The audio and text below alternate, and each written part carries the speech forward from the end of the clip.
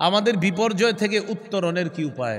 17টা উপায় আমি বলবো ইনশাল্লাহ, এরপরে আলোচনাটা শেষ হয়ে যাবে। বিপর্যয়ের মধ্যে আছে, বিপর্যয় থেকে উত্তরণের কয়টি উপায় জানবো আমরা আজকে? 17টি। 1 নাম্বার উপায়, ইমানি শক্তি অর্জন করা। ইমানি শক্তি আমাদের কমে গেছে। ইমানি শক্তি কিভাবে কমে? নাফরমানির কারণে। নাফরমানি যত বেশি হবে, কলবের মধ্যে কালো দাগ পড়ে যায়, আর কলবের মধ্যে থাকে ইমান। ওই কালো দাগওয়ালা কলবের মধ্যে যদি ইমান থাকে, এটা দুর্বল হয়ে যায়। এই জন্য ইমাম বুখারীর মধ্যে শিরোনাম আনছেন আল ইমানু ইয়াজিদু ওয়া ইয়ানকুস, ইমান বাড়ে ইমান কমে। ইমান থাকার জায়গা হলো কলব। 26 নম্বর পারা 16 নম্বর পৃষ্ঠা আছে, ওয়ালাম্মা ইয়াদখুলিল ঈমানু ফি কুলুবিকুম ক্বালাতিল আ'রাবু আমান্না। গ্রাম্যবাসী বেদুইনরা বলে আমরা ঈমান আনলাম। গ্রাম্যবাসী যারা, তারা বলে আমরা ঈমান আনলাম। ক্বালাতিল আ'রাবু আমান্না, তারা বলে আমরা ঈমান আনলাম। শেষের দিকে আল্লাহ বলেন ওয়ালাম্মা ইয়াদখুলিল ঈমানু ফি কুলুবিকুম, অথচ তোমাদের অন্তরে এখনো ঈমান প্রবেশ করেনি। আয়াত থেকে বোঝা যায় ঈমান থাকার জায়গা হলো কলব, আর মানুষ যত পাপ করে তার কলবের উপর আবরণ পড়ে যায়। বলেন ঈমান থাকার জায়গা কোথায়? পাপ করলে কোথায় আবরণ পড়ে? কলবের মধ্যে। তো যত আবরণ পড়বে ঈমান তত দুর্বল হয়ে যাবে। আল্লাহ হেফাজত করেন। হাদিসের মধ্যে আছে, রাসূলুল্লাহ সাল্লাল্লাহু আলাইহি সাল্লাম বলেন, ইন্নাল আবদা ইযা আযনাবা যামবা, বান্দা যখন একটা গুনাহ করে, নুকিতাত ফি কলবিহি নুকতাতুন সাউদা, তার অন্তরের মধ্যে একটা কালো দাগ পড়ে যায়। যখন সে তওবা করে, ওই কালো দাগটা দূর হয়ে যায়, কলবটা স্বচ্ছ হয়ে যায়। কিন্তু সে যখন পাপটা আবার করে, কালো দাগের মাত্রাটা বেড়ে যায়। এক পর্যায়ে কালো দাগ পড়তে পড়তে তার কলবটা কালো দাগের ভিতরে পড়ে যায়। কোরআনে এটাকে বলা হয়েছে রন।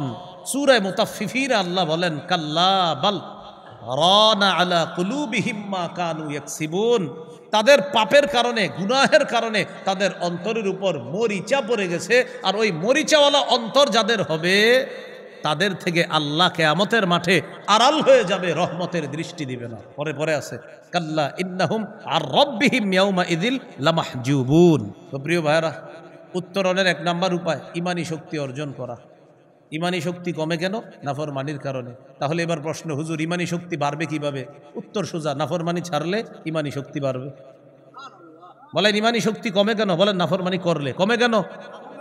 এখন আপনারা বলেন বাড়বে কিভাবে? নাফরমানি ছাড়লে। বলেন ইমানি শক্তি কমে কেন? নাফরমানি করলে। ইমানি শক্তি বাড়বে কিভাবে? নাফরমানি ছাড়লে। আল্লাহ নাফরমানি থেকে হেফাজত করেন। ইমানি শক্তি বাড়ার কিছু উপায় জেনে নি, আমলি উপায়। 1 নাম্বার, কোরআন তেলাওয়াত করলে ঈমান বাড়ে। কি করলে ঈমান বাড়ে? সূরা আনফালের 2 নম্বর আয়াতে আছে, ওয়া ইযা তুলিয়াত আলাইহিম আয়াতুহু যাদাতহুম ঈমানা।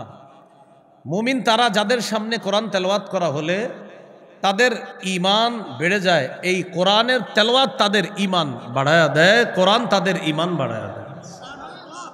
তাহলে কোরআন তেলাওয়াত ঈমান বাড়ায়। পড়বেন নি ইনশাআল্লাহ? আমরা শুধু রমজানে কোরআন পড়ি, 1 খতম 2 3 4 খতম পড়ে ইমাম সাহেবের কাছে চিঠি লেখে 27শে রমজান, হুজুর দাদার জন্য 1 খতম, দাদির জন্য 1 খতম, নানা নানির জন্য 1 খতম। খতমটা বক্সায়া দিয়েন 27শে রমজানে হুজুরে লেখে। বক্সানো মানে পৌঁছানো। আচ্ছা, আপনার পৌঁছানোর আগে এটা কোথায় ছিল? আকাশে বাতাসে ঘুরতেছিল নাকি? আপনারা বলেন, আমারা যদি বুঝাই দিতে পারেন আমিও লিখবো বক্সানোর কথা। এই যে লেখে বক্সায়া দিয়েন, তো আগে কই ছিল? ঠিক আছে আপনার কথা, বক্সানো। তো আগে কিটা ঘুরতেছিল দুনিয়াতে? এতটুকু লিখতে পারেন, হুজুর 3 4 খতম কোরআন পড়ছি, আমিও আল্লাহর কাছে মাপ চাইছি, নিশ্চিত মানুষ হিসেবে ভুল হয়ে গেছে। আপনি একটু আল্লাহরে বললেন আমার ভুল ত্রুটি হয়ে থাকলে আল্লাহ যেন মাফ করে দেয়, এটা বলেন। বক্সানোর কথা কেন বলেন? আপনি যখন যে নিয়তে পড়তেছেন আল্লাহ তো সেই নিয়ত পুরা করতেছে। হাদিসে আসছে রাসূল সাল্লাল্লাহু আলাইহি সাল্লাম বলেন, ইকরাইল কুরআনা ফি 40, 40 দিনে অন্তত 1 খতম কোরআন পড়ো। পারলে 3 দিনে 1 খতম, না হয় 7 দিনে 1 পারা করলে পড়লে 30 দিনে 1 খতম। আর যদি এটা না পারেন, নবী বলেন অন্তত 40 দিনে 1 খতম কোরআন পড়া। প্রতিটা মুসলমানের জন্য 40 দিনে 1 খতম কোরআন পড়া মুস্তাহাব। কিন্তু অনেক মুসলমান পাবেন 40 বছরেও 1 খতম কোরআন পড়ে না। 40 দিনে 1 খতম কোরআন পড়া এটা উচিত মুসলমানের জন্য। এই যে একটা ছেলে খুতবা দিছে আজকে আরবিতে, প্রথম খুতবায় হাদিস পড়েছে, বুখারীর হাদিস, খায়রুকুম মান তাআল্লামাল কুরআনা ওয়া আল্লামা। তোমাদের মধ্যে সর্বোত্তম ওই ব্যক্তি যে কোরআন শিখে অন্যকে শিখায়। তিরমিজির হাদিস 2909 নম্বর হাদিস, 2910 নম্বর হাদিস, এই দুই হাদিসের মধ্যেই আছে কোরআনের সম্পর্কে। রাসূলুল্লাহ সাল্লাল্লাহু আলাইহি সাল্লাম বলেন, মান ক্বারাআ হারফাম মিন কিতাবিল্লাহ ফালাহু বিহি হাসানা ওয়াল হাসানাতু বিআশরি আমসালিহা। কোরআনের একটি অক্ষর যে পড়লো তাকে সাথে সাথে 10টি নেকি দেওয়া হবে। এই জন্য কোরআন পড়া। আপনাদেরকে মোহাব্বতের সাথে বলি, আমি সহ মৃত্যু পর্যন্ত যতদিন আমাদের মেধা ঠিক থাকবে, আমরা সুস্থ আছি যতদিন, বলেন 3টি আমল কোনোদিনও ছাড়ব। বলেন 3 আমল কখনো ছাড়ব না। আবার 3 আমল নিয়মিত করব। 1 কোরআন তেলাওয়াত, 2 5 ওয়াক্ত নামাজ, 3 সাধ্য অনুযায়ী দান সদকা। এটা কিভাবে শুরু করতে পারেন?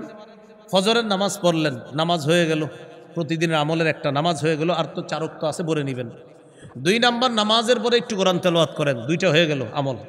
3 নাম্বার অফিসে যাওয়ার সময় সাধ্য আছে 2 টাকা সদকা করার, 2 টাকা দান করেন। 5 টাকা সাধ্য আছে 5 টাকা দান করেন। এই 3 আমল যারা নিয়মিত করতে পারবেন, সূরা ফাতিরের 30-31 নম্বর আয়াত, 22 নম্বর পারা 16 নম্বর পৃষ্ঠার শেষ, 17 নম্বর পৃষ্ঠার শুরু, আল্লাহ তাআলা বলেন যারা নিয়মিত এই 3 আমল করবে, ইন্নাল্লাযীনা ইয়াতলুনা কিতাবাল্লাহ, যারা আল্লাহর কোরআন তেলাওয়াত করবে। 2 নম্বর ওয়া আকামুস সালাহ, 5 ওয়াক্ত নামাজ পড়বে। 3 নম্বর ওয়া আনফাকু মিম্মা রাযাকনাহুম সিররাও ওয়া আলানিয়া, যারা গোপনে প্রকাশ্যে আমার দেয়া রিজিক থেকে দান করবে। ইয়ারজুনা তিজারাতাল লান তাবুর, তারা এমন একটা ব্যবসার আশা করবে যেই ব্যবসায় কখনো লস নাই, লাভ আর লাভ। এই 3 আমল নিয়মিত করা মানে লাভজনক ব্যবসা করা। যারা লাভজনক ব্যবসা করতে চান এই আমল নিয়মিত এটা করতে থাকেন। আল্লাহ তৌফিক দান করেন।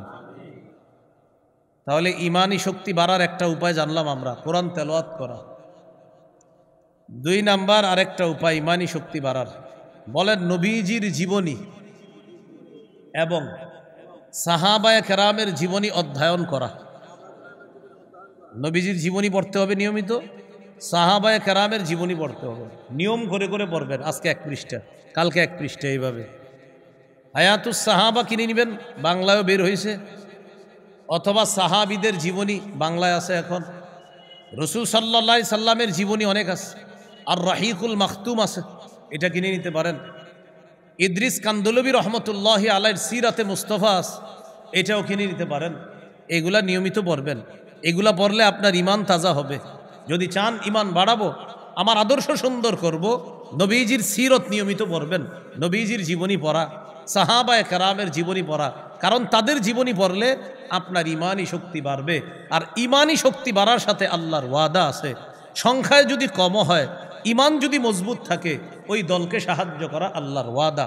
2 পারার 20 নম্বর পৃষ্ঠা আছে, কাম মিন ফিআতিন কালিলাতিন গালাবাত ফিআতান কাসীরাতাম বিইজনিল্লাহ। কত ছোট দল আল্লাহর হুকুমে কত বড় দলকে পরাজিত করে দিয়েছে। এটা কি কারণে? ইমানি শক্তির কারণে। বদরের যুদ্ধের ইতিহাস পড়েন আপনি, 313 জন সৈনিক, 70টা উট, 2টা ঘোড়া, 8টা তরবারি, তাও এরকম দামি তরবারি না, সশস্ত্র 1000 ফেরের বিরুদ্ধে এই 313 জনকে ইমানি শক্তির কারণে আল্লাহ বিজয় দান করছে। খালিদ ইবনুল ওয়ালিদ রাদিয়াল্লাহু তাআলা আনহুর জীবনী পড়েন, 60 জনের সাথে 60,000-এর বিরুদ্ধে লড়াই করছে, মাত্র 60 জন নিয়ে, ইমান মজবুত, আল্লাহ 60,000-এর বিরুদ্ধে বিজয় দান করছে। তাহলে নবীর জীবনী পড়া, সাহাবায়ে কেরামের জীবনী পড়া, এটা হলো ইমানি শক্তি বাড়ার আরেকটা উপায়। 1 নাম্বার তেলাওয়াত, 2 নাম্বার সাহাবায়ে কেরামের জীবনী পড়া, রাসূল সাল্লাল্লাহু আলাইহি সাল্লামের জীবনী পড়া। আল্লাহ তৌফিক দান করেন। 3 নম্বর ইমানি শক্তি বাড়াইতে পারেন জিকির করা, নিয়মিত জিকির করা। সূরা রদের 28 নম্বর আয়াতে আছে, আল্লাযীনা আমানু ওয়া তাতমাইন্নু কুলুবুহুম বিযিকরিল্লাহ, যারা ঈমান আনে এবং তাদের অন্তর প্রশান্ত হয় জিকিরের মাধ্যমে। আলা বিযিকরিল্লাহি তাতমাইন্নুল কুলুব, শোনো, আল্লাহর জিকিরের দ্বারাই অন্তর প্রশান্ত হয়, অন্তরগুলার মধ্যে প্রশান্ত আসে, শান্তি আসে, এই অন্তর প্রশান্ত হয় আল্লাহর জিকিরের দ্বারা। আর আমরা জানছি ইমান জানি কোথায় থাকে? অন্তরে। অন্তর প্রশান্ত হয় জিকিরের মাধ্যমে, জিকির করা। 4টা জিকির আল্লাহর কাছে সবচেয়ে পছন্দ। ক্বালা রাসূলুল্লাহ সাল্লাল্লাহু আলাইহি ওয়াসাল্লাম আহাব্বুল কালামি ইলাল্লাহি আরবা। রাসূলুল্লাহ সাল্লাল্লাহু আলাইহি সাল্লাম বলেন, আল্লাহর কাছে 4টি কথা পছন্দনীয়। সুবহানাল্লাহ ওয়ালহামদুলিল্লাহ লা ইলাহা ইল্লাল্লাহ আল্লাহু আকবার। এই 4টা কথা আল্লাহর কাছে সবচেয়ে পছন্দনীয়। এই 4টার মধ্যে আবার শ্রেষ্ঠ জিকির হলো আফজালুদ যিকরি লা ইলাহা ইল্লাল্লাহ। সবচেয়ে ফজিলতপূর্ণ জিকির হলো লা ইলাহা ইল্লাল্লাহ। তিরমিজির হাদিস, 3592 নম্বর হাদিস। ক্বালা রাসূলুল্লাহ সাল্লাল্লাহু আলাইহি ওয়াসাল্লাম মা মিন আবদিন, কোন বান্দা ক্বালা লা ইলাহা ইল্লাল্লাহ, কোন বান্দা এই কথা বলল যে লা ইলাহা ইল্লাল্লাহ খালিসান মুখলিসা, ইখলাসের সাথে লা ইলাহা ইল্লাল্লাহ মুখ দিয়ে একবার বলল কোন বান্দা। আরেকটা এইভাবে আসছে মা মিন আবদিন ক্বাত্তু লা ইলাহা ইল্লাল্লাহ মুখলিসা, কোন বান্দা যদি একবার ইখলাসের সাথে লা ইলাহা ইল্লাল্লাহ পড়ে ইল্লা ফুতিহাত লাহু আবওয়াবুস সামাই হাত্তা তুফজিয়া ইলাল আরশ, আসমানের সবগুলা দরজা খুলে দেওয়া হয় তার লা ইলাহা ইল্লাল্লাহ যেন আল্লাহর আরশ পর্যন্ত পৌঁছে যায়। তাহলে জিকির করা, জিকিরের মাধ্যমে ঈমান বাড়ে, তেলাওয়াতে ঈমান বাড়ে, জিকিরে ঈমান বাড়ে। আল্লাহ আমাদের সকলকে নিয়মিত কোরআন তেলাওয়াত করা, নিয়মিত জিকির করা, নিয়মিত নবীর জীবনী, সাহাবায়ে কেরামের জীবনী পড়ার তৌফিক দান করেন। মনে থাকবে তো ইনশাআল্লাহ। ঈমানি শক্তি বাড়ানোর আরেকটা উপায়, সেটা হলো কাউকে ভালোবাসা আল্লাহর জন্য, কাউকে ঘৃণা করা আল্লাহর জন্য। তাহলে আপনার ঈমান মজবুত থাকবে। যারে ঘৃণা করা দরকার আল্লাহর জন্য ঘৃণা করতে হবে, যাকে ভালোবাসা দরকার আল্লাহর জন্য ভালোবাসতে হবে। আবু দাউদের হাদিস, রাসূলুল্লাহ সাল্লাল্লাহু আলাইহি সাল্লাম বলেন মান আহাব্বা লিল্লাহ ওয়া আবগাদা লিল্লাহ ওয়া মানাআ লিল্লাহ ফাকাদ ইসতাকমালাল ঈমান। যে ব্যক্তি কাউকে আল্লাহর জন্য ভালোবাসে, আল্লাহর জন্য ঘৃণা করে, আল্লাহর জন্য দান করে, আবার আল্লাহর জন্যই দান করে না, মানে দেয় আল্লাহর জন্য, আবার দেয় না কখনো আল্লাহর জন্য। আল্লাহর জন্য দেয়, সঠিক খাতে দেয়, আবার আল্লাহর জন্য দেয় না, হারাম খাতে দেয় না। একজন আইসা বলছে দাও, তো দেখলো খাতটা হারাম, বললো না না আমি দিব না। ভাই কেন দিবা না? আমার আল্লাহরে খুশি করার জন্য তোমারে দিব না, কারণ এখানে তুমি হারাম কাজ করবা। সেখানে কেন দিলা? সেখানে ভালো কাজ হয়েছে, তাই রবকে খুশি করার জন্য সেখানে দিয়েছে। তাহলে দেওয়া আল্লাহকে খুশি করার জন্য, আবার হারাম খাতে না দেওয়া এটাও আল্লাহকে খুশি করার জন্য। নবী বলেন ফাকাদ ইসতাকমালাল ঈমান, সে তার ঈমানকে পরিপূর্ণ করবে। তাহলে ঈমানি শক্তি বাড়ানোর আরেকটা কারণ জানলাম, কাউরে ভালোবাসা আল্লাহর জন্য, ঘৃণা করা আল্লাহর জন্য, দান করা আল্লাহর জন্য, আবার দান না করা এটাও আল্লাহর জন্য। আল্লাহ কথাগুলা মনে রাখার তৌফিক দান করেন। চলে যায় আমাদের দ্বিতীয় আলোচনা। কয়টা কারণ জানবো আজকে আমরা? 17টা বিপর্যয় থেকে বাঁচার। 1 নাম্বার ঈমানি শক্তি অর্জন, 2 নাম্বার ইসলামে পরিপূর্ণ রূপে প্রবেশ করা, এটা দ্বিতীয় উপায়। ইসলামে পরিপূর্ণ রূপে প্রবেশ করা, একটু মন দেন। এটা সূরা বাকারার 208 নম্বর আয়াতে আল্লাহ বলেন ইয়া আইয়ুহাল্লাযীনা আমানু দুখুলু ফিস সিলমি কাফা, হে ঈমানদারগণ তোমরা ইসলামে পরিপূর্ণ রূপে প্রবেশ করো। ইসলামে পরিপূর্ণ রূপে প্রবেশ করার উদ্দেশ্য কি? অসংখ্য মানুষ আছে তার নাম মুসলমান, কিন্তু নামাজ পড়ে নাই। কি পড়ে নাই?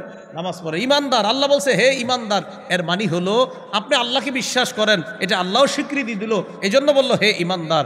পরে বলছে ইসলামে পরিপূর্ণ রূপে প্রবেশ করো। এক ব্যক্তি এশার নামাজ পড়ছে, তো বললাম ভাই এশার নামাজ পড়েছে? মুসলমান এশার নামাজ পড়বে, এশার নামাজ মুসলমান পড়বে, এটা তো মুসলমানই করবে। আচ্ছা তুমি রোজা রাখছো? তো আমি মুসলমান, আমি রোজা রাখবো না, কে রাখবে? আচ্ছা আপনি হজ করছেন, আপনার উপর হজ ফরজ হয়েছে, তো আমি মুসলমান, হজ ফরজ হলে হজ করবো না? আচ্ছা আপনি জাকাত দিছেন, আমি মুসলমান, তো জাকাত ফরজ হলে আমি জাকাত দিব না? মানে একটা মুসলমান জাকাত ফরজ হবে, স্বাভাবিক বিষয় সে জাকাত দিবে। একটা মুসলমান হজ ফরজ হবে, স্বাভাবিক বিষয় সে হজ করবে। একজন মুসলমান বালেগ হয়েছে, 5 ওয়াক্ত নামাজ পড়বে, স্বাভাবিক সে 5 ওয়াক্ত নামাজ পড়বে। বালেগ হওয়ার পর একজন মুসলমান রোজা রাখবে, তো এটা তো স্বাভাবিক বিষয় সে রোজা রাখবে। কিন্তু আপনারা বলেন হজ করে না, রোজা রাখে না, জাকাত দেয় না, নামাজ পড়ে না, এমন মুসলমান নামধারী সমাজে আছে না নাই? এই জন্য আল্লাহ বলছে ইসলামে পরিপূর্ণ প্রবেশ করো, ইসলামে পরিপূর্ণ প্রবেশ করো। দেখবেন আবার হাসি দিতে দিতে চা দোকানের সামনে বৈশা বলে নামাজ না বললেও কি হবে, ইমান ঠিক আছে, গর্ব করে বলো। আল্লাহ বলছে ইসলামে পরিপূর্ণ প্রবেশ করো। প্রত্যেকে জিজ্ঞাসা করেন আপনি ইসলামে পরিপূর্ণ প্রবেশ করেছেন কিনা। আমি প্রত্যেকে বলি না, আজকে বাসায় যাবেন না, আপনার বাসায় 10 জন সদস্য, ওদেরকে আপনি জিজ্ঞাসা করেন। আপনার বিবি পর্দা করেন, আজকে গিয়ে বলেন তুমি কালকে থেকে পর্দা করতে হবে, সে আপনার এর বিপরীতে 10টা যুক্তি দিবে। আপনি আজকে আপনার বাবারে গিয়ে বলেন আব্বা কালকে থেকে সুদ ছাড়তে হবে, আপনার উল্টা 10টা যুক্তি দিয়ে বুঝাবে আমি সুদ ছাড়বো না। বললাম তো, আপনি 10 জন সদস্য যারা, ওদেরকে আপনি পরিপূর্ণ ইসলাম পালন করতে পারবেন না। আপনি ঘরে গিয়ে দেখেন। তাহলে বিপর্যয় থেকে উত্তরণের 2 নাম্বার উপায় ইসলামে পরিপূর্ণ রূপে প্রবেশ করা। বলেন ইনশাআল্লাহ করব তো ইনশাআল্লাহ। বলেন আল্লাহর সমস্ত বিধানের সামনে মাথা নত করা, স্বেচ্ছায় মেনে নেওয়া, আদেশ নিষেধ আমরা স্বেচ্ছায় মেনে নিলাম। আল্লাহ তৌফিক দান করেন। তাহলে 1 নাম্বার উপায় ইমানি শক্তি অর্জন করা, 2 নাম্বার উপায় ইসলামে পরিপূর্ণ রূপে প্রবেশ করা, 3 নম্বর উপায় আমার সাথে বলেন তাহলে মনে থাকবে। বলেন দ্বীনি জ্ঞান অর্জন করে সেই অনুযায়ী আমল করা। দ্বীনের সঠিক জ্ঞান অর্জন করে সেই অনুযায়ী আমল করা। তিরমিজির হাদিস, রাসূলুল্লাহ সাল্লাল্লাহু আলাইহি সাল্লাম বলেন লা তাজুলু কদামা ইবনি আদম হাত্তা ইউসআলা আন খামস। 5টি প্রশ্ন করার আগে আদম সন্তানের 2 পা কিয়ামতের ময়দানে নড়বে না। জীবন সম্পর্কে প্রশ্ন করা হবে, 2 নাম্বার যৌবন সম্পর্কে প্রশ্ন করা হবে, 3 নাম্বার সম্পদ কোথা থেকে কামাই করেছে, 4 নাম্বার রফিমা আনফাকা কোথায় ব্যয় করেছে। হালাল উপার্জন এটা 3 নাম্বার প্রশ্ন। 4 নাম্বার হালাল খাতে ব্যয় করেছে কিনা। অসংখ্য মুসলমান আমরা আছি যারা আমরা হালাল উপার্জন করি কিন্তু হারাম খাতে ব্যয় করি। যেমন একজন মানুষ হালাল উপার্জন করছে কিন্তু জুয়া খেললো, বলেন এটা কি হালাল ব্যয় হলো না হারাম ব্যয়? একজন মানুষ হালাল উপার্জন করলো, গানের কনসার্টে টাকা দিয়ে সহযোগিতা করলো, বলেন খাত কি, ব্যয়ের খাতটা কি হালাল হলো না হারাম হলো? তাহলে 3 নাম্বার প্রশ্ন হালাল উপার্জন করেছে কিনা, 4 নাম্বার হালাল খাতে ব্যয় করেছে কিনা, 5 নাম্বার প্রশ্ন হবে ওয়াবিমাজা আবিলা ফিমা আলিমা, যা জেনেছে জানা অনুযায়ী আমল করেছে কিনা। এই 5টা প্রশ্ন করা হবে। এর মধ্যে একটা হলো যা জানলাম তা মানলাম কিনা। আজকে আমাদের 17টা উপায়ের 3 নাম্বার উপায় হলো দ্বীনের সঠিক জ্ঞান অর্জন করে সেই অনুযায়ী আমল করা। এবার আমি উদাহরণ দিয়ে বুঝাই। আল্লাহকে সেজদা দেওয়া, বলেন এটা দ্বীনের কি জ্ঞান? সঠিক জ্ঞান। বলেন আল্লাহকে সেজদা দেওয়া কি জ্ঞান? আপনাদের এই এলাকার একজন 365 দিন আল্লাহকে সেজদা দেয়, এটা তো সঠিক কাজ।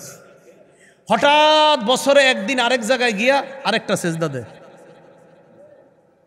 বলেন এটা কি সঠিক হলো না অন্যায়? আবার বলছি আমি, প্রতিদিন সেজদা দেয় কাকে? আল্লাহকে। একদিন আবেগে আরেক জায়গায় দেয়, ধরা খেয়ে গেলে পরে আপনি যদি বলেন কাকা এটা কি করলেন, আপনি তো মাশাল্লাহ নামাজি মানুষ, এটা কি করলেন? ও এটা আসলে আবেগ। আবেগ মানে ওইটা বুঝবা না, এটা দিলের মধ্যে একটা হিটার্স কি আসে, হিটার্স আপনি পাবেন হয়তো এই আশেপাশেও পাবেন, খুঁজেন পাবেন। আর আছে মানে ভালোই আছে, চট্টগ্রাম নারায়ণগঞ্জ থাকবে না তো কোথায় থাকবে? তাহলে আপনি সেজদা দিলেন আল্লাহকে, হঠাৎ একদিন আরেক জায়গায় দিয়ে দিলেন, শেষ, সব বরবাদ। সূরা জুমার 65 নম্বর আয়াত, লাইন আশরাকতা লায়াহবাতান্না আমালুকা, যদি তুমি শিরিক করো অবশ্যই তোমার আমল সব বরবাদ হয়ে যাবে।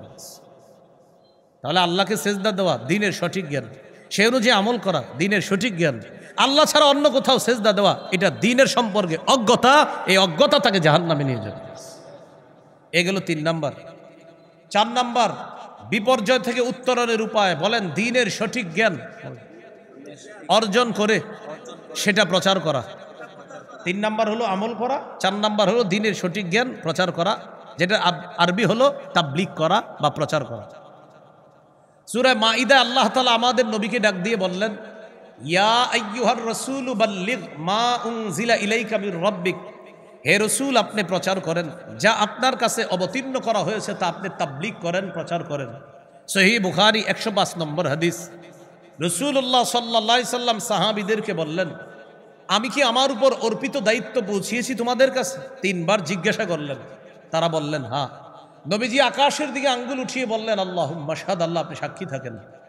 শেষে বললেন, লিউবাল্লিগিশ শাহিদুল গায়বা, যেহেতু আমি আমার উপর অর্পিত দায়িত্ব তোমাদের কাছে পৌঁছে দিয়েছি, সেহেতু তোমাদেরকে দায়িত্ব দিয়ে যাচ্ছি, তোমরা উপস্থিত যারা আছো, পৃথিবীর প্রান্তে প্রান্তে অনুপস্থিত যারা আছে, তাদের কাছে আমার পৌঁছে দেওয়া বিষয়গুলা তোমরা প্রত্যেকে পৌঁছে দেবা, এই দায়িত্ব আমি নবী তোমাদেরকে দিয়ে গেলাম। তাবলীগ বা প্রচারের দায়িত্ব তোমাদেরকে দিলাম, এই দ্বীন সম্পর্কে সঠিক বিষয়গুলা পৃথিবীর অন্যদের কাছে তোমরা পৌঁছে দিবা, আমি নবী দায়িত্ব দিয়ে গেলাম। তাহলে 3 নাম্বার দ্বীনের সঠিক জ্ঞান অর্জন করে সে অনুযায়ী আমল করা, 4 নাম্বার দ্বীনের সঠিক জ্ঞান অন্যের কাছে প্রচার করা। এই বিষয়ে আমরা একদম পিছিয়ে আছি। আমাদের বর্তমান সময়ের মানুষগুলা আমরা দ্বীন শর্টকাটে শিখতে চাই, শুধু শর্টে, একদম শর্টকাটে দ্বীন শিখা ফেলি। পড়া শিখার পর এরপরে পথভ্রষ্টতার মধ্যে চলে যাই। যেমন হঠাৎ দ্বীন শিখছি, শিখার পরেই বলে ফেলতেছি অমুকের যা আছে সব বেঠিক। আপনি শিখছেন, আপনি যে বেঠিকের মধ্যে আছেন এটা আপনিও জানেন না, এটা আপনি বুঝেনও না। আল্লাহ আমাদেরকে হেফাজত করেন। 5 নাম্বার আল্লাহর দ্বীনের সহযোগী হওয়া। সূরা মুহাম্মদের 7 নম্বর আয়াতে আল্লাহ বলেন, ইয়া আইয়ুহাল্লাযীনা আমানু ইন তানসুরুল্লাহ ইয়ানসুরকুম, হে ঈমানদারগণ যদি তোমরা আল্লাহকে সাহায্য করো আল্লাহ তোমাদেরকে সাহায্য করবে। আল্লাহকে সাহায্য করার অর্থ হলো আল্লাহর দ্বীনের সহযোগিতা করা। আল্লাহর দ্বীনের সহযোগিতা করা মানে মসজিদের কাজে সহযোগিতা করা, এটা আল্লাহর দ্বীনের সহযোগিতা করা। মাদ্রাসায় সহযোগিতা করা, এটা আল্লাহর দ্বীনের কাজে সহযোগিতা করা। মুজাহিদ যারা আল্লাহর রাস্তায় জিহাদ করতেছে তাদের জন্য অর্থনৈতিক সাহায্য পাঠিয়ে দেওয়া, আল্লাহর দ্বীনের শ্রেষ্ঠ একটা খাতে সহযোগিতা করা। কোথায় বলেন সবাই, কোথায়? জিহাদের ময়দানে যারা, তাদের জন্য অর্থ পাঠিয়ে দেওয়া, এটা আল্লাহর দ্বীনের শ্রেষ্ঠ একটা সহযোগিতা হবে। তো এই বিষয়টা বললেই সবার মধ্যে একটা এই অনুভূতি আইসা যায়। আমাদের মুসলমানদের মাথা এমন হয়ে গেছে, জিহাদ আর মুজাহিদ শব্দ শুনলেই ইন্না লিল্লাহ, কি বলে ইন্না লিল্লাহ। হুজুর আপনার ওয়াজ তো এতদিন ঠিক ছিল, হঠাৎ আপনি এই জুমায় কি বয়ান করলেন, এটা কি হয়েছে? আস্তে সভাপতি, সেক্রেটারি বলেন, সবাই বলেন, সবার মস্তিষ্ক তৈরি হয়ে গেছে এখন জিহাদ মুজাহিদ মানে ইন্না লিল্লাহ। অথচ বাস্তবতা হলো কি?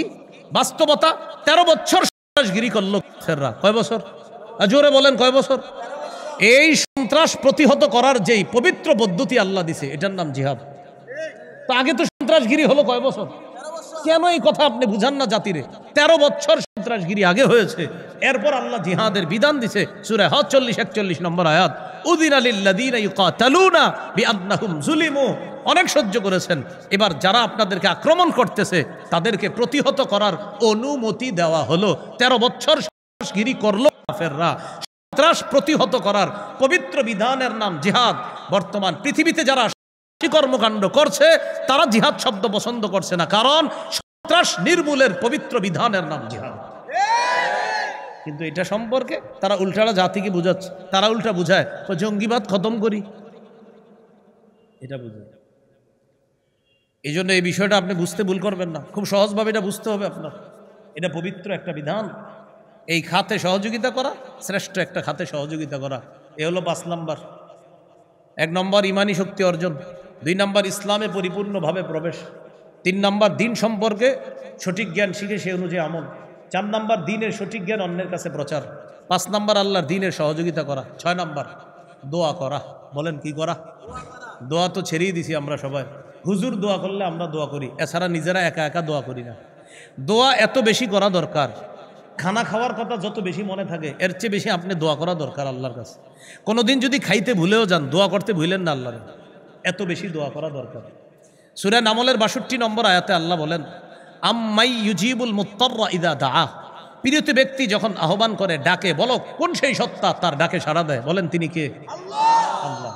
আমরা বিপদে আছি, এই বিপদ থেকে উদ্ধারের জন্য আল্লাহর কাছে বেশি বেশি দোয়া করা, এত বেশি দোয়া করা, খুব বেশি দোয়া করা আল্লাহর কাছে। আল্লাহ বলেন উদউনি আস্তাজিব লাকুম, আমাকে ডাকো আমি তোমাদের ডাকে সাড়া দিই। আমি ওনারে যদি এখন 5 বার ডাক দিই, বা উনি আমারে যদি 5 বার ডাক দেয়, আমারে দিয়ে বুঝাই, 1 বার 2 বার 3 বার 5ম বারে কমু, কি হয়েছে আপনি এরকম করেন, এত ডাক দেন কেন? 6 বারের সময় ডাক দিলে রাগ হয়ে যাবো, এই মেয়ে এত বেডের করেন করো। মাখলুকের স্বভাব এমন, বারবার ডাকলে মাখলুক রাগ করে, খালেক না ডাকলে রাগ করে। হাদিসে আসছে রাসূলুল্লাহ সাল্লাল্লাহু আলাইহি সাল্লাম বলেন, মাল্লাম ইয়াসআলিল্লাহ, আল্লাহ রাগ করে, তিনি কত আপন আমাদের, কত বেশি চাওয়া দরকার। এই জন্য দোয়া করা। এক জুতা ফিতার কিনতে যাবেন, আপনি জুতার ফিতা কিনতে যাবেন বাজারে, আল্লাহর কাছে বলে যাবেন, আল্লাহ আমি জুতার ফিতা কিনতে যাচ্ছি, আমার ফিতাটা যেন জুতার জন্য টেকসই হয়। হাদিসে আসছে ছোট থেকে ছোট সব আপনার কাছে চাওয়া, আল্লাহ আমি আপনার কাছে বলে গেলাম। এই যে শুধু বললেন, এই বলাটা ইবাদতে গণ্য হয়ে সওয়াব পেয়ে যাবেন। আবু দাউদ 1479 নম্বর হাদিস, রাসূলুল্লাহ সাল্লাল্লাহু আলাইহি সাল্লাম বলেন, আদ-দুআ হুয়াল ইবাদা, দোয়া করাটাই ইবাদত, দোয়া করাটাই ইবাদত। এই জন্য ছোট থেকে ছোট সব বিষয় আগে কাকে বলবো বলেন? একটা সুই কিনতে যাবেন বাজারে, আপনার বিবি বলছে একটা সুই আইনেন, আল্লাহকে বলবেন, আল্লাহ আমি একটা সুই কিনতে যাইতেছি বাজারে, সুইটা যেন ক্ষতিকারক না হয় কারো জন্য, আল্লাহ আপনি আমার দোয়া কবুল করেন। আপনি শুধু আল্লাহরে বলে গেলেন বাস, এরপর আপনি সুই কিনছেন, কথার কথা, কিন্তু আপনার এই বলাটা ইবাদতে গণ্য হয়ে সওয়াব পেয়ে গেছে। তাহলে আমাদের বর্তমান বিপর্যয় থেকে উত্তরণের 6 নম্বর একটা উপায়, খুব বেশি দোয়া করা, খুব বেশি দোয়া করা। একা একা মসজিদে বসে রয়েছেন, বাস হঠাৎ বসে রয়েছেন, হঠাৎ হাত তুলবেন, আল্লাহ এইভাবে বুক বরাবর হাত তুলবেন। আবু দাউদ 1488 1489, এই বরাবর হাত তুলতে হবে, এই বরাবর উঠতে উঠতে উপরে উঠতে পারে, এই বরাবর, এরকম না করা, এই যে এরকম পিঠা বানায় অনেকে মুনাজাতের মধ্যে, এরকম না করা, সুন্দরভাবে এইভাবে থাকা। মুনাজাতে হাত তুললে অনেকে এরকম করে, কি অবস্থা, তুইও হাত তুল, এরকম করে। আরে আপনি কি করতেছেন? আবার এই দাড়ি খোঁচায় কয় কি অবস্থা, এই সেই, হাত তুল, কি মিষ্টি আছে, এই কি কয় না কয়, হ্যাঁ? হাত তুলবেন সুন্দরভাবে, এইভাবে বুক বরাবর, এরপরে উঠাইতে পারেন, আল্লাহর কাছে হাত তুলবেন। নবীজি হাত তুলতে তুলতে বদরের যুদ্ধের আগের দিন এইভাবে বলতেছে, আল্লাহ আনজিজলি মা ওয়া'দানি, আল্লাহ আপনি যে ওয়াদা করেছেন আল্লাহ পুরা করেন। আল্লাহ এই যে আমার সাহাবীরা ঘুমাইতেছে, আল্লাহ ইন তুহলিক হাদিহিল ইসাবা, অথবা ইন তুহলাক হাদিহিল ইসাবা, অথবা ইন তাহলিক হাদিহিল ইসাবাতু, যদি আল্লাহ এই দলটা ধ্বংস হয়ে যায়, অথবা ইন তুহলিক হাদিহিল ইসাবাতা, আল্লাহ এই দলকে যদি আপনি ধ্বংস করে দেন, লা তু'বাদ ফিল আরদি আবাদা, আপনাকে আল্লাহ বলার মতো কেউ থাকবে না। এইভাবে বলতে বলতে কাঁদতেছে, চাদর মুবারক পড়ে যাচ্ছে। আবু বকর সিদ্দিক পিছন দিয়ে এসে ধরছে, হুজুর হইছে, সায়ুন জিজুলাকা মা ওয়াদাকা রব্বুক, আমি আবু বকর সাক্ষী দিচ্ছি আপনার রব আপনার ওয়াদা পুরা করবে। দোয়া করা, খুব বেশি দোয়া করা আল্লাহর কাছে। করবেন নি দোয়া? সময় টময় দরকার নেই। ঘরে এই বাসায় গেছেন না, তো বাসায় যাওয়ার পর মেয়ে শুয়ে গেছে, গিয়ে দেখবেন মেয়েটা ঘুমায়, ছেলেটা ঘুমায়, স্ত্রীও ঘুমায় গেছে। এখন আপনি দেখেন কেউ জাগ্রত নাই, কথার কথা এই হাত তুলে ফেললেন, আল্লাহ আল্লাহ মাহমুদসাল্লাম, আল্লাহ আমার এই সমস্যা বলে ফেললেন কতক্ষণ। আল্লাহ আমাদেরকে মনে রাখার তৌফিক দান করেন। তো এইভাবে মুনাজাত করা, শুরুতে আল্লাহর প্রশংসা করা, এরপরে নবীজির উপর দুরূদ পড়া, সর্বশেষ গিয়ে আল্লাহর প্রশংসা করবেন, এরপরে দুরূদ পড়বেন। আপনি প্রথমে আল্লাহর প্রশংসা করবেন, নবীর উপর দুরূদ পড়বেন, প্রথমে এই কথাগুলো বলার পর এরপরে নিজের জন্য দোয়া করবেন, পরিবারের জন্য দোয়া করবেন, এরপর আরও যা যা দোয়া করবেন। শেষের দিকে যখন আপনি আবার যাবেন, যাওয়ার পর নবীজির উপর দুরূদ পড়বেন, পড়ার পর সর্বশেষ আল্লাহর প্রশংসা দিয়ে দোয়াটা শেষ করবেন। আল্লাহর প্রশংসা দিয়ে শুরু করলেন, দোয়া পড়লেন, দুরূদ পড়লেন, শেষের দিকে গিয়ে নবীজির উপর দুরূদ পড়ে আল্লাহর প্রশংসা দিয়ে দোয়াটা শেষ করলেন। বলেন ইনশাআল্লাহ।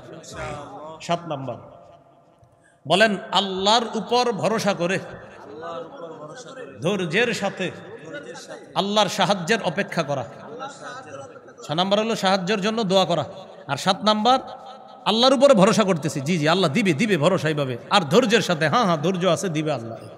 রাসূলুল্লাহ সাল্লাল্লাহু আলাইহি সাল্লাম বলেছেন, শোনো জেনে রাখো, আন্না নাসরা মা আস-সাবরি, ধৈর্যের সাথে সাহায্য। নবীজি বলেছেন ধৈর্যের সাথে সাহায্য। সূরা আলে ইমরানের মধ্যে আল্লাহ বলেন, আল্লাহ যদি সাহায্য করে ফেলে, ইয়ানসুরকুমুল্লাহ ফালা গালিবা লাকুম, সূরা আলে ইমরান 159 নম্বর আয়াত।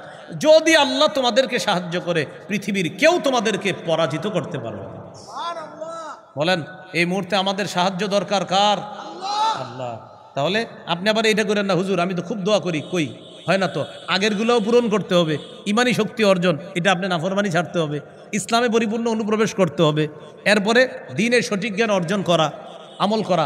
4 নাম্বার দ্বীনের সঠিক জ্ঞান প্রচার করা। 5 নাম্বারে গিয়ে আল্লাহ দ্বীনের সহযোগিতা করা। 6 নাম্বারে গিয়ে দোয়া করা। আগেরগুলা পূরণ করতে হবে আপনার, এই পূরণের পরে দোয়া করা। এরপরে 7 নাম্বার আল্লাহর উপর ভরসা করে ধৈর্যের সাথে আল্লাহর সাহায্যের অপেক্ষা করা। এই হলো 7টা।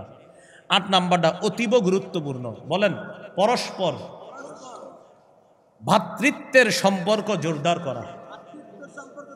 আমরা মুমিন ভাই ভাই, এই ভ্রাতৃত্বের সম্পর্কটা বাড়াইতে হবে। সূরা হুজুরাতের 10 নম্বর আয়াতে আল্লাহ বলেন, ইন্নামাল মুমিনুনা ইখওয়া, মুমিনগণ পরস্পর ভাই ভাই। বিদায় হজে রাসূলুল্লাহ সাল্লাল্লাহু আলাইহি সাল্লাম বলেছেন, তা'লামনা আন্না কুল্লা মুসলিমিন আখুন লিল মুসলিম, জেনে রাখো প্রত্যেকটা মুসলমান আরেক মুসলমানের ভাই বলে আমি নবী ঘোষণা করে গেলাম।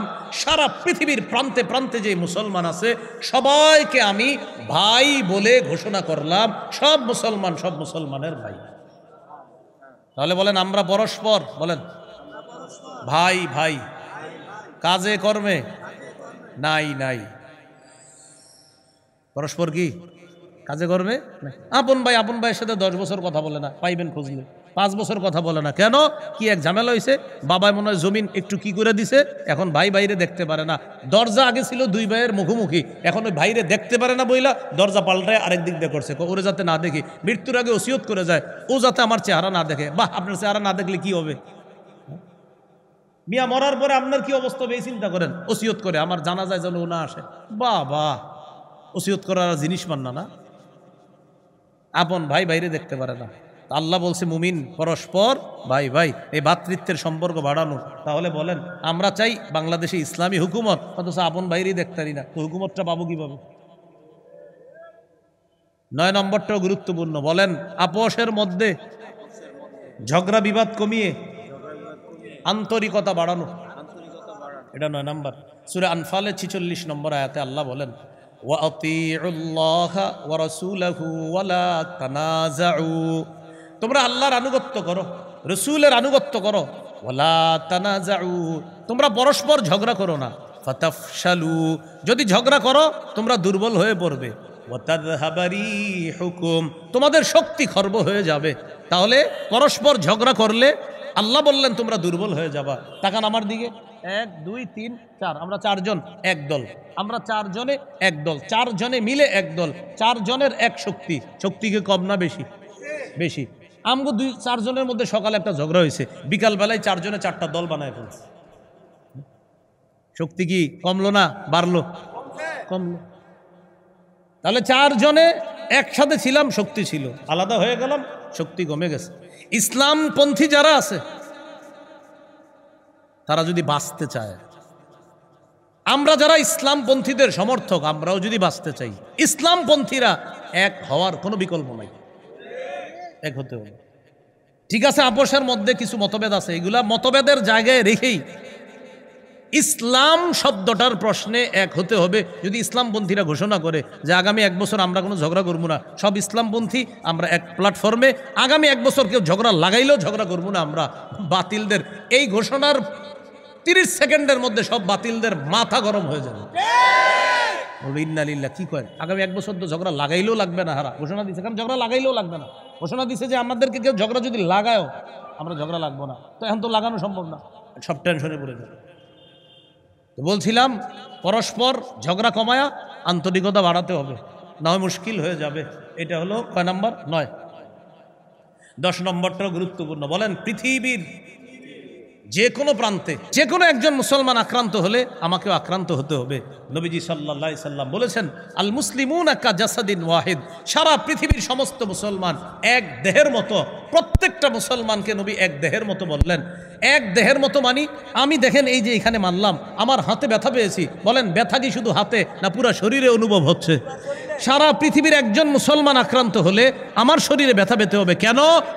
মুসলমান আমার দেহের অংশ, আফ্রিকার মুসলমান আমার দেহের অংশ, ইরাক, ইরান, সৌদি আরব, শিশান, আফগানিস্তান, কাশ্মীর, বেলুচিস্তান, কাশগড়, সমস্ত মুসলমান যারা আছে, প্রত্যেকটা মুসলমান আমার আপনার আমাদের দেহের অংশ। তারা আক্রান্ত হবে তো আমি আক্রান্ত হতে হবে, এটা 10 নম্বর। কিন্তু যদি দেখেন কোনো মুসলমানের ব্যথায় আপনি ব্যথা না পান, তাহলে আপনার সফলতা আসবে না, আপনি ব্যথা পেতে হবে। সফলতার উত্তরণের বললাম তো, এটা 10 নম্বর উপায়। আপনি ব্যথা পেতে হবে, এই ভাই ব্যথা পেলে আমাকে ব্যথা পেতে হবে, উনি ব্যথা পেলে আমি ব্যথা পেতে, কারণ তিনি আমার দেহের টুকরা, আমি তার দেহের টুকরা। নবী বলেছেন তোমরা সবাই এক দেহ। এ হলো 10 নম্বর। 11 নম্বর, নির্যাতিত মুসলমানদের জন্য অর্থনৈতিক সহযোগিতার ব্যবস্থা করা। যারা নির্যাতিত তাদের জন্য অর্থনৈতিক সহযোগিতার ব্যবস্থা করা। যারা নির্যাতিত তাদের জন্য অর্থের ব্যবস্থা করতে হবে, এটা পাঠাতে হবে আমরা। আর এটাও আল্লাহর দিনকে সাহায্য করা। আপনারা এই নারায়ণগঞ্জবাসী, বন্দরের এই পাশে এলাকার নাম আলীনগরের বাসীও যারা আছেন, ওলামা হজরত যারা আছে এলাকায়, দায়িত্বশীল ইমাম পরিষদ বা আলেম যারা আছে, ওলামা পরিষদ যারা আছে, তাদের সাথে কথা বলে আপনাদের এলাকা থেকেও একটা সঠিক সোর্সের মাধ্যমে ঢাকাস্থ ওলামা একরাম যারা আছে, জামিয়া রহমানিয়ার আল্লামা মাহফুজুল্লাহ হাফিজাহুল্লাহ সহ আরও যারা দায়িত্বশীল আছে, তাদের সাথে যোগাযোগ করে সঠিক সোর্সের মাধ্যমে একটা অর্থ আপনার জন্য পাঠানোর ব্যবস্থা করা। এটা মুসলিম ভাই হিসাবে আমি আপনি যা পারি, 1 টাকা বাড়লেও 1 টাকা বলেন ইনশাআল্লাহ। এটা 11 নম্বর। 12 নম্বর, জুলুমের বিরুদ্ধে বজ্র আওয়াজ তোলা। এটা সবার দায়িত্ব, শুধু একজনের দায়িত্ব না, শুধু মাওলানা মামুনুল হক সাহেবের দায়িত্ব না এটা যে শুধু উনি খালি বজ্র আওয়াজ তুলে আপনাদের জুলুমের বিরুদ্ধে কথা বলবে। মাওলানা মামুনুল হক সাহেব জুলুমের বিরুদ্ধে বলবে, আপনারাও বলতে হবে। দায়িত্ব প্রত্যেককে নিতে হবে, একজনের না, সবাই বলতে হবে। ওনারাও বলবে, বড় বড় আলেমরা বলতেছে জুলুমের বিরুদ্ধে, আপনিও বলতে হবে, সবাই বলতে হবে। খতিব সাহেব জুমার মিম্বরে জুলুম চিহ্নিত করে দেখাইতে হবে, বুঝাই দিতে হবে। সূরা হুদের 113 নম্বর আয়াতে আল্লাহ বলেন, ওয়ালা তারকানু ইলাল্লাযীনা যালামু ফাতামাসসাকুমুন নার। তোমরা জালেমদের প্রতি ঝুঁকে পড়ো না, তাদের অনুরক্ত হয়ে পড়ো না, আগুন তোমাদেরকে স্পর্শ করবে। এই আয়াতের ব্যাখ্যা হলো, বলেন আমার সাথে ব্যাখ্যাটাও শিখে ফেলি, বলেন জালেমদের 2-4টা ভালো কাজ দেখে তাদেরকে প্রশংসার বন্যায় ভাসিয়ে দিও না। জালেমের প্রতি ঝুঁকে পড়ো না মানে জালেমের 2-4টা ভালো কাজ দেখে তার প্রশংসা করে আপনি ভাষায় দিবেন না। হাজারো জুলুম বাদ দিয়া আপনি বলতেছেন বাহ উন্নতি আর উন্নতি, জুলুমগুলো কে বলবে? 2-4টা ভালো কাজ দেখা আপনি তার হাজারো জুলুম ভুলে যাওয়া যাবে না। এটা 12 নম্বর। 13 নম্বর, মুমিন বিলাসী জীবন বর্জন করতে হবে। যদি আমরা সফলতা চাই, বিলাসী জীবন বর্জন করা। মুমিনদের দেখলেই মনে হবে আচ্ছা কোথায় যান ভাই, নামাজে যাইতেছে। আচ্ছা কোথায় যান, একজনের দিনের দাওয়াত দিতে যাচ্ছে। আচ্ছা কোথায় যান, কয় আমি একটু অসুস্থ ব্যক্তির ইয়াদাতুল মারিজ সুন্নত পালন করতে যাচ্ছি। আচ্ছা আপনি কোথায় যাচ্ছেন, একজন মুসলমানের জানাজায় যাচ্ছি। আচ্ছা আপনি কোথায় যাচ্ছেন, সন্তানটাকে মাদ্রাসায় দিতে যাইতেছি। মানে মুমিনের 24টা ঘন্টাই হবে এমন যে আল্লাহর কোনো না কোনো কাজে আছে, সে বিলাসী হবে না মুমিন। তিরমিজির হাদিস 2320 নম্বর হাদিস, রাসূলুল্লাহ সাল্লাল্লাহু আলাইহি সাল্লাম বলেন, লাউ কানাতিদ দুনিয়া তা'দিলু ইনদাল্লাহি জানাহা বাউদা মা সাকা কাফিরাম মিনহা শারবাতা মাইন। এই পৃথিবীর মূল্য যদি আল্লাহর কাছে মাছির ডানা পরিমাণ হতো, তাহলে কোনো কাফেরকে আল্লাহ তাআলা এই পৃথিবীর 1 ঢোক পানি পান করতে দিত না। আল্লাহ তাআলার কাছে এই পৃথিবীর মূল্য যদি মাছির পরিমাণ হতো, তাহলে কোনো কাফেরকে 1 ঢোক পানি পান করতে আল্লাহ দিতেন না। আল্লাহর কাছে এই দুনিয়া মুমিনের জন্য কষ্টের জায়গা, মুমিন এখানে আখেরাতের সঞ্চয় করবে, আর বেঈমান যারা আছে সেখানে জাহান্নামের জন্য তারা প্রস্তুত হবে। মুমিন জান্নাতের জন্য এখানে প্রস্তুত হবে, আখেরাতের সঞ্চয় করবে, কষ্ট সহ্য করবে, জাহান্নামের জন্য এখানে তৈরি হবে। এ হলো 13 নাম্বার। 14 এটা একটু বলেন অধিকার আদায়ের লড়াই অব্যাহত রাখা। আবার অধিকার আদায়ের লড়াই অব্যাহত রাখা। বলেন মুসলমানদের অধিকার আদায়ের লড়াইয়ের নাম পবিত্র জিহাদ। বলেন তো অধিকার আদায়ের লড়াইয়ের নাম কি? এবার আমার সাথে বলেন, ক্রেতা বিক্রেতা, দ্রব্য মূল্য, বাজার। ক্রয় বিক্রয় করতে গেলে বলেন মৌলিক 5টি জিনিস লাগে। 1 ক্রেতা, 2 বিক্রেতা, 3 দ্রব্য, 4 মূল্য, 5 বাজার। বলেন ক্রেতা হলেন আল্লাহ, বিক্রেতা মুমিনগণ নফল নামাজ পড়ার চেষ্টা করব। 2 রাকাত পরে এই দোয়া করব, বলেন আল্লাহ কিয়ামতের আগে বাংলাদেশে আর কোনো নারী শাসক চাই না। কি চাই না? সবাই বলেন কেন? রাসূলুল্লাহ সাল্লাল্লাহু আলাইহি সাল্লাম বলেন লা ইউফলিহা কওমুন ওয়াল্লাহু আমরাহুম ইমরাআ, ওই জাতি কিছুতেই সফল হবে না যে জাতি তাদের নেতৃত্বে কোনো নারীকে বসায় দিবে। তাহলে এটা হলো 2 রাকাত পুরা। আর রইল কয় রাকাত? 2 রাকাত। এবার 2 রাকাত পুরা বলবেন আল্লাহ 4 কাজের যোগ্যতা রাখে, 10 গুণে গুণান্বিত একজন আদর্শ শাসক আমাদের দেশে তৈরি করে দেন। এটা হবে দ্বিতীয় নফল। 2 রাকাত নফল নামাজ পড়ে দোয়া করবেন, 4 কাজের যোগ্যতা আর 10 গুণে গুণান্বিত। আমার একটা আলোচনা আছে, যারা শোনেন নিয়মিত দেখবেন আদর্শ শাসকের কাজ কি হবে আর গুণ কি হবে, এটা নিয়ে আলাদা বয়ানের প্রয়োজন, তো সেটা অন্য বিষয়। তো আদর্শ শাসক আল্লাহর কাছ থেকে চেয়ে নেওয়া, আল্লাহর কাছে দোয়া করা আর নিজেরাও চেষ্টা করা। এই জন্য আগামীতে আমি যার সমর্থন করব, বলেন সবাই আমি যার সমর্থন করব, করার আগে 4টি বিষয় মাথায় রাখা। 1, আমি যাকে সমর্থন করব তার পক্ষে আমি সাক্ষ্য দিচ্ছি। 2, আমি যাকে সমর্থন করব তার পক্ষে আমি সুপারিশ করছি। 3, আমি যাকে সমর্থন করব তাকে গরিবদের, খেটে খাওয়া মানুষের প্রতিনিধিত্বের অথরিটি প্রদান করব। 4, আমি যাকে সমর্থন করব আমার আমানত তার পক্ষে রাখব। অতএব আমার সমর্থন যদি ভুল হয়, আমার সাক্ষ্য ভুল হলো, আমার সুপারিশ ভুল হলো, আমার প্রতিনিধি ভুল হলো, আমার আমানতের খেয়ানত হলো, আল্লাহর কাছে দাঁড়াতে হবে। হ্যাঁ, ভালো করে মনে রাখেন। বলে গেলাম, যদি মনে রাখতে পারেন ভালো, আর যদি বলেন না হুজুর দাদা যা করছে আব্বা যা করছে আমিও তা করবো, আপনি বয়ান করলে করেন না করলে নেই। এটা হলো আমাদের দেশের অভ্যাস। এই যে বললাম না যে সমর্থন করা মানে সাক্ষ্য দেওয়া, সমর্থন করা মানে সুপারিশ করা, সমর্থন করা মানে প্রতিনিধিত্বের অথরিটি প্রদান করা, সমর্থন করা মানে আমানত তার পক্ষে রাখা। এখন বুঝাই গেলাম, সবাই বলছে জি জি জি জি, বাইরে যাওয়ার পরে কয় কইলে হইব নাকি, আমার আব্বাই যা করছে আমিও তা। আব্বাই ভুল সমর্থন করলে আমিও ভুল, দাদাই ভুল সমর্থন করলে আমিও ভুল, হুজুরে কইলেও নাকি। মানসিকতা ফালানো। একজন আদর্শ যোগ্য শাসকের জন্য রবের কাছে দোয়া করেন আর নিজেরাও চেষ্টা করেন। আর এই 4 কথা মাথায় রাখেন, আলেমরা আরো বুঝাবে জুমার নামাজে ইনশাআল্লাহ। 16 নাম্বার, শুরা ব্যবস্থার গুরুত্ব জাতিকে বোঝাতে হবে। এটা খতিব সাহেব হযরত যারা আছেন আপনাদের প্রতি আমার আরজ থাকবে, আবেদন থাকবে, আপনারা শুরা ব্যবস্থাটা জাতিকে বুঝাইয়া দিবেন। মাশওয়ারা করে কাজ করা, রাষ্ট্র পরিচালনা করা সমাজের জন্য কতটা উপকারী, এই বিষয়গুলা ওলামা হজরতরা ইনশাল্লাহ আপনারা প্রত্যেকে মসজিদ থেকে আলোচনাগুলো করে দিবেন, আশাবাদী। মাশওয়ারা করে দেশ চালানো, জাতি চালানো, সমাজ চালানো, এলাকা চালানো, এটার কত গুরুত্ব, এই গুরুত্বটা আবার ফিরিয়ে আনতে হবে। শুরা বা পরামর্শ ভিত্তিক একটা ব্যবস্থাপনা এটা আনতে হবে, যেটা ওমর ফারুক রাদিয়াল্লাহু তাআলা আনহু করেছিলেন। তার পরের খলিফা নির্বাচনের জন্য 6 জনের একটা শুরা কমিটি তিনি গঠন করে গিয়েছিলেন।